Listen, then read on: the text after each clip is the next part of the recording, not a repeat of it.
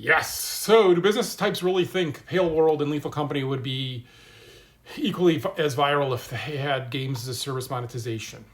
Yes, they do think that, but they're wrong. They're wrong, right? This drives me nuts.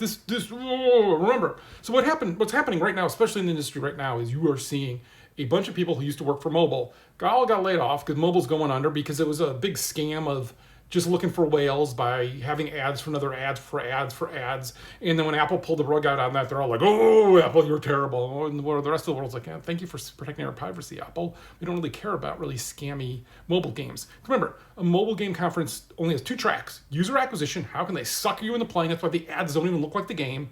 And then they have monetization. Hey, we suckered you in here, now how much money can we take from you? That's literally the only 2 tracks they have. They never have a design track.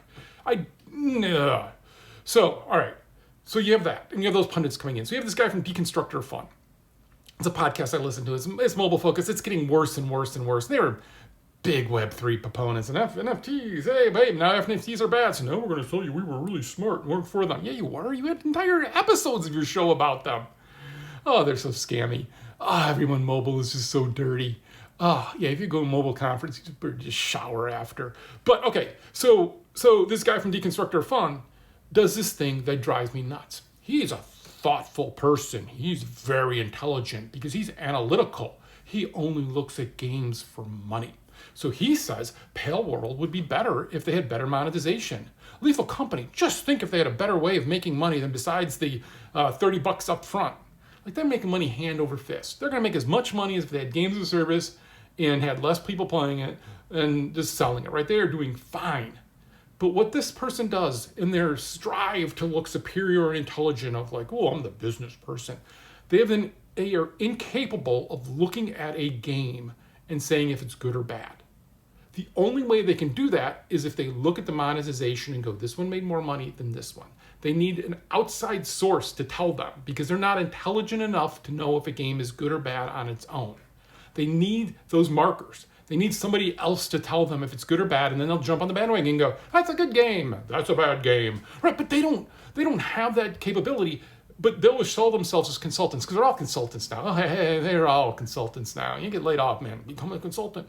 And you should, it's good money. But, right, and they're all like, oh yeah, don't care about the game, just care about the monetization. Boy, just think how much better Pale World would be if every time you unlock something, you had to pay $3.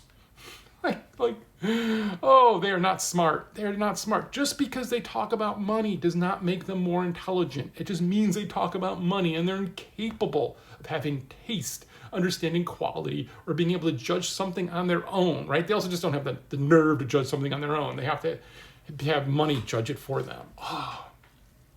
It's like, I should stop listening to podcasts, maybe. I'm listening to this podcast, Gamecraft, which I'm probably going to bail out of.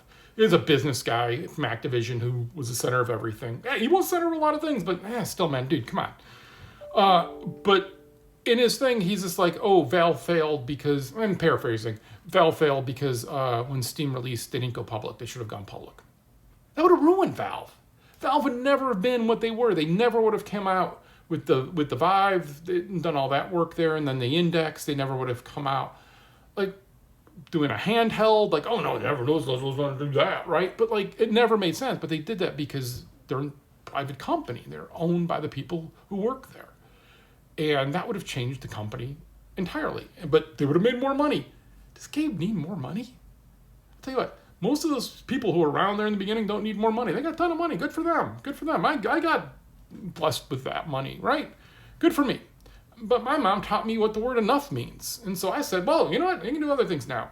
But like, yeah, there's this, these people will destroy gaming in a way to flatten it out and make it all about how much can we min-max monetization, not realizing that in the long term, that just destroys games and just makes it less valuable to everybody who plays them. And then eventually they'll write the article 3 years from now, 5 years from now, nobody plays games anymore. It's because they didn't make enough money or whatever. I don't know. I so dislike this rise of, oh man,